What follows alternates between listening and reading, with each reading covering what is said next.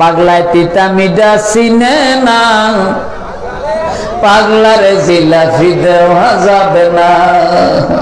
ওহাবি কোরআন সুন্নাহ বুঝে না, ওহাবিরে তাবারুক দেওয়া যাবে না।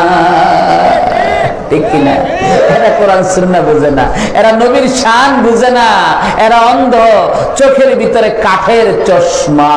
আমি আমার বান্দার উপরে যা ফরজ করেছি, বান্দা ওই ফরজটা আদায় করে, যেমন এশার নামাজ ফরজ করেছি, এশার নামাজ আদায় করলাম।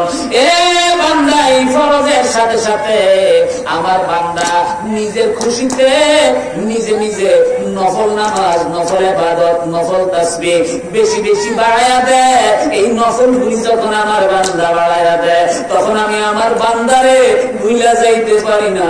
তখন আমি আল্লাহ আমার বান্দারে মহব্বত কইরা ফেলাই রে। যেই বান্দা নফল ইবাদতের মাধ্যমে আমি আল্লাহর নৈকটবর্তী হয়ে যায়, আমি আল্লাহর নৈকটবর্তী যখন বান্দা হয়ে যায় রে, নফল ইবাদতের মাধ্যমে নৈকটবর্তী যখন হয়ে যায়, বান্দা যেই চোখটা দ্বারা দেখে রে, ওই চোখটা বান্দার চোখ থাকে না। তখন ওই চোখের ভিতরে আমার আল্লাহর কুদরতি চোখের শক্তি এসে যায়। বান্দা যেই কানটা দিয়ে শুনে রে, ওই কানটা বান্দার কান থাকে না, ওই কানটা আমি আল্লাহর কুদরতি কান হয়ে যায়। বান্দা যেই হাতটা তোর জন্য বাড়ায়া দিল, ওই হাতটা বান্দার হাত থাকে না, তখন আমি আল্লাহর কুদরতি হাত হয়ে যায়। বান্দা যেই পাটা বাড়ায়া দিল, ওই বান্দার পাটা বান্দার পা থাকে না, আমি আল্লাহর কুদরতি পা হয়ে যায়। বান্দা যখন আমার কাছে হাত বাড়ায়া দেয় রে, ওই ইনসালানি লাউতিয়ান্নাহু, বান্দা যখন আমার কাছে হাত বাড়ায়া দেয় রে, আমি আল্লাহর দেরি করি না, সঙ্গে সঙ্গে বান্দার হাতকে কবুল করে ফেলি।